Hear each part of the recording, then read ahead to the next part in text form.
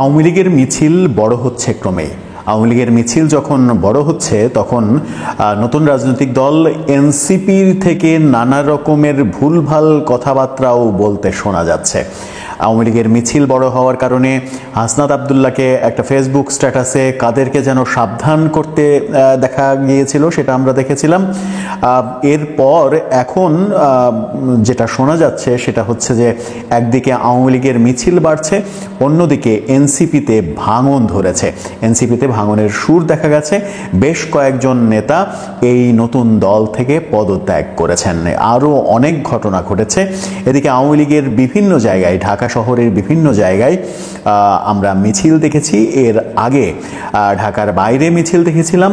এরপর সর্বশেষ গত পরশুদিন আমরা রাজধানীর উত্তরাতে বড় মিছিল হতে দেখেছি। কেন আওয়ামী লীগের মিছিল বাড়ছে, কোন শক্তিতে আওয়ামী লীগের মিছিলে লোক বাড়ছে এবং এনসিপিতে ভাঙন দেখা দিচ্ছে, এনসিপির সঙ্গে আওয়ামী লীগের মিছিল বাড়ার সম্পর্ক আছে কিনা সেই যোগসূত্র খোঁজার চেষ্টা করব এই ভিডিওতে। দেখলাম আওয়ামী লীগের মিছিল দীর্ঘ হচ্ছে। গত বৃহস্পতিবার, গত পরশুদিন আমরা উত্তরাতে একটি বড় মিছিল দেখেছি। ঢাকা 18 আসন, সেই আসনের নাম উল্লেখ করে দুটি বড় ব্যানারে প্রায় 2 শতাধিক লোকের একটা মিছিল দেখা গেছে। সেই মিছিলের বেশ কয়েকটি ভিডিও ফুটেজ সামাজিক যোগাযোগ মাধ্যমে ভাইরাল হয়ে গেছে। সেই ভিডিও ফুটেজগুলোও আপনারা দেখে নিতে পারেন। আমরা পর্দায় সেই ভিডিও ফুটেজগুলো দেখিয়ে দিতে চাচ্ছি আপনাদেরকে। আপনারা দেখতে থাকুন, আমরা আলোচনা চালিয়ে যেতে থাকি। ঢাকা 18 আসনের নেতাকর্মীরা যখন এই মিছিল করলো তখন আমরা দেখলাম যে ঢাকার উত্তরার আগে যাত্রাবাড়ি, ড্যামরা, রামপুরা, বাড্ডা, মিরপুরে মিছিল হয়েছে। খণ্ড খণ্ড নানা রকমের মিছিল আমরা দেখেছি। ধানমন্ডি এলাকাতেও মিছিল দেখেছি। গত 26শে মার্চ জাতীয় স্মৃতিসৌধের ভেতরে বেশ কিছু নেতাকর্মী মিছিল ধরার চেষ্টা করেছিলেন। সেখান থেকে 3 জনকে পুলিশ অ্যারেস্টও করেছিল। উত্তরার ঘটনার পরে 5-6 জনকে অ্যারেস্ট করা হয়েছে বলেও শোনা যাচ্ছে। ঢাকার বাইরে থেকেও বেশ কয়েকজনকে অ্যারেস্ট করার ঘটনা আমরা দেখেছি।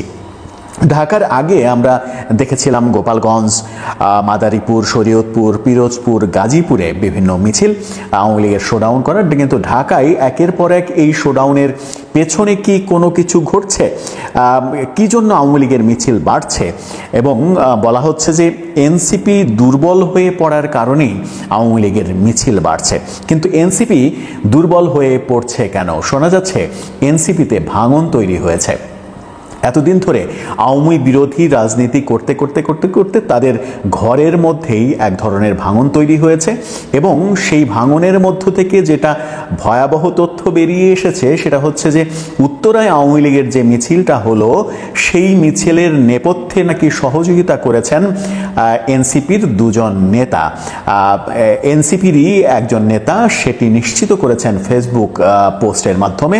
তিনি শুধুমাত্র নাম লেখেননি, কিন্তু যেভাবে বর্ণনা দিয়েছেন তাতে বোঝাই যায় যে তিনি সার্জিস আলম এবং সালাউদ্দিন তানভীর, ব্যবসায়ী সালাউদ্দিন তানভীর, 2 জনই এনসিপির নেতা। তাদের নাম আলোচিত হচ্ছে। তারা উত্তরার মিছিলের ব্যাপারে সহযোগিতা করেছে তাদের ব্যবসায়িক স্বার্থে, অর্থাৎ টাকা লেনদেন হয়েছে, তারা টাকা লেনদেনের সঙ্গে জড়িত এবং সেই হেতুতেই উত্তরা আওয়ামী লীগকে বিভিন্নভাবে সহযোগিতা করেছে তাতে। আব্দুল্লাহ হিল বাকির 2 দিন আগের ফেসবুক পোস্ট, গতকালকেও আমরা এটা নিয়ে আলোচনা করেছি। এই বাকির ফেসবুক পোস্ট নিয়ে আলোচনা একাধিক ভিডিওতে করেছি। আব্দুল্লাহ হিল বাকি একাধিক ফেসবুক পোস্টে যেভাবে এনসিপির নেতাদের চাঁদাবাজি, দখলবাজি, কোটি টাকার নিচে তারা ডিল করে না, রিসোর্ট কিনছে, বাড়ি কিনছে, ফ্ল্যাট কিনছে, এই ব্যাপারগুলো সামনে নিয়ে এসেছিলেন। আওয়ামী লীগ ইস্যুতে তাই ভাঙনের সুরটা স্পষ্ট হলো এবার। রাফিদ ভুঁইয়া, তিনি এনসিপির নেতা। এনসিপি থেকে তিনি পদত্যাগ করেছেন। যুগ্ম মুখ্য সমন্বয়ক তিনি 17 তারিখে এই বিভিন্ন কারণে এনসিপির সঙ্গে বনিবনা না হওয়ার কারণে তিনি সহ বেশ কিছু নেতা পদত্যাগ করেছেন, এমন ঘটনা আমরা শুনতে পাচ্ছি। বৃহস্পতিবার যখন আওয়ামী লীগের উত্তরায় মিছিল হলো, তারপরে রাফিদ ফেসবুকে একটি পোস্ট লিখেছিলেন, সেখানেই তিনি ইঙ্গিত করেছেন সার্জিস আলম এবং তানভীরের দিকে। তিনি লিখেছেন, এয়ারপোর্টে আজকে যে মিছিল হলো সেটির পিছে অন্তত গত 3 মাস ধরে কাজ করা হয়েছে। এই মিছিলগুলো যাতে হতে না পারে সেজন্য আমরা সবাই অনেক কাজ করেছি। রাতের আধারে কেউ গ্রাফিতি আঁকলেও তাকে আইডেন্টিফাই করা, উত্তরার কোথায় থাকে, ফান্ডিং কে দেয়, সব বের করেছি। কিন্তু ওদের এগেনস্টে কিছু করা যায় নাই। প্রশাসন তো হেল্পফুল না, এটা একটা ব্যাপার। তবে প্রশাসন যাতে ঠিক মতো কাজ করতে না পারে সেই জন্য উত্তরবঙ্গের 2 নেতা, একজন আবার অভ্যুত্থানের মহানায়ক ক্যান্ডিডেট উত্তরার নেতাকে, এটা বুঝতে বিশাল কোনো গবেষক হওয়ার দরকার নয়। এটা যে সার্জিস আলমের কথা বলছেন এটা নিশ্চিতই বোঝা যায়।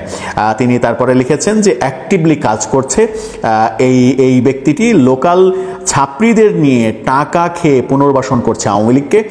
ওই টাকা আবার রবিনহুডের মতো গরিবদের ঈদ বাজার করে নিজের প্রচারণা চালিয়ে বেড়াচ্ছে। অর্থাৎ তিনি একেবারে পরিষ্কারভাবে সার্জিস আলমের দিকে ইঙ্গিত করেছেন। লিখেছেন, গতকাল ওই ছাপড়ি গ্যাংয়ের একজন ব্যবসায়ীকে অপহরণ করে ধরা পড়ার পর ঠিকই তদবির করতে 2 নেতার একজনের নাম ভাঙিয়ে কল দিছে বাগসাসের এক নেতা। এটাই বাস্তব। রাজনীতি করতে টাকা লাগবে, এদের একটা পলিটিক্যাল এস্টাবলিশমেন্ট আছে, ওইটা ধরতে হবে। আরে ব্যবসায়ী তো সবার সাথে গুড রিলেশন বলে আওয়ামীদের সেফ দেয়া হবে যাতে মিছিল লম্বা হয়। অর্থাৎ ব্যবসায়িক ডিলের কারণে আওয়ামী লীগদের সেভ করে আওয়ামী লীগের মিছিল যেন বড় হয়, তার পেছনে এই উত্তরবঙ্গের 2 নেতা কাজ করছে, যাদের বর্ণনাতে পরিষ্কার বোঝা যায় যে সার্জিস আলম এবং সালাউদ্দিন তানভীর, এই দুজনের নামই রাফিদ বলছেন। রাফিদ 17 তারিখে এনসিপি থেকে পদত্যাগ করেছেন। বৃহস্পতিবার মিছিলের দিনই তিনি এই পোস্টটি দিয়েছেন। এদিকে আরও বড় ঘটনা ঘটেছে, সেটা হচ্ছে যে এনসিপির ওয়েবসাইট থেকে তাদের নেতাদের নাম এবং পদবীর যে জায়গাটা ছিল সেই জায়গা থেকে নেতাদের নাম এবং পদবীর লিস্ট সরিয়ে ফেলা হয়েছে। কারণ হচ্ছে যে নেতাদের পদত্যাগের মিছিল বড় হচ্ছে। 17 এবং 18 তারিখে অনেক নেতা এনসিপি থেকে পদত্যাগ করেছেন বলে শোনা যাচ্ছে। এই পদত্যাগের বেশ কয়েকটি কারণ সামনে আনা হচ্ছে, যার মধ্যে আওয়ামী লীগ ইস্যু একটা কারণ, আওয়ামী লীগকে সহযোগিতা করা সেটা একটা কারণ, সেনাবাহিনী ইস্যু একটা কারণ, যে কারণের সঙ্গে জড়িত হাসনাত আব্দুল্লাহ এবং সার্জিস আলম। আর 2টা কারণ হচ্ছে দল পরিচালনায় আর্থিক অনিয়ম এবং নেতাদের ব্যক্তিগত আর্থিক অনিয়ম। এই 4-5টা ইস্যুতেই এনসিপির নেতাদের মধ্যে, এনসিপির যারা কমিটিতে রয়েছে তাদের মধ্যে ভাঙন তৈরি হয়েছে এবং সেই ভাঙন থেকে বিভিন্নভাবে বিভিন্ন নেতা যে বার্তা দিচ্ছেন, তাতে আব্দুল্লাহিল বাকির কথা বললাম, আমরা রাফিদের কথা বললাম, তারা এনসিপির এই বৈষম্য বিরোধী আন্দোলনের সময় থেকে তাদের ভূমিকা আমরা জানি, যথেষ্ট ভূমিকা ছিল। রাফিদ তো এনসিপির যুগ্ম মুখ্য সমন্বয়ক, সেই পদ থেকে যখন তিনি পদত্যাগ করে ফেসবুকে পোস্ট দেন এমন, তখন বোঝাই যায় যে তাদের দলের অবস্থা খুবই করুণ। আওয়ামী লীগের মিছিল যখন বাড়ছে, আওয়ামী লীগের শোডাউন যখন বাড়ছে, তখন এনসিপি নেতাদের বিরুদ্ধে আওয়ামী লীগকে সহযোগিতা করার যে অভিযোগ উঠছে এবং তারা নিজেরাই তুলছে, এবং ভেতর থেকে জানা যাচ্ছে তাদের পদত্যাগের বহরটা আরও বাড়বে, যে কারণে আওয়ামী লীগ ফাঁকা মাঠে গোল দিতে পারছে। আওয়ামী লীগ মাঠটা ফাঁকা পেয়েছে, এনসিপি দুর্বল হয়ে পড়েছে, সরকার কিছুই করতে পারবে না এনসিপিকে দিয়ে ছাড়া। সরকার খুব বেশি হলে করতে পারবে পুলিশি অ্যাকশন করাতে পারবে, কিন্তু সেখানেও বিতর্ক তৈরি হবে, আন্তর্জাতিক চাপ তৈরি হবে। সেই চাপটা হচ্ছে আওয়ামী লীগ কোনো নিষিদ্ধ সংগঠন নয়।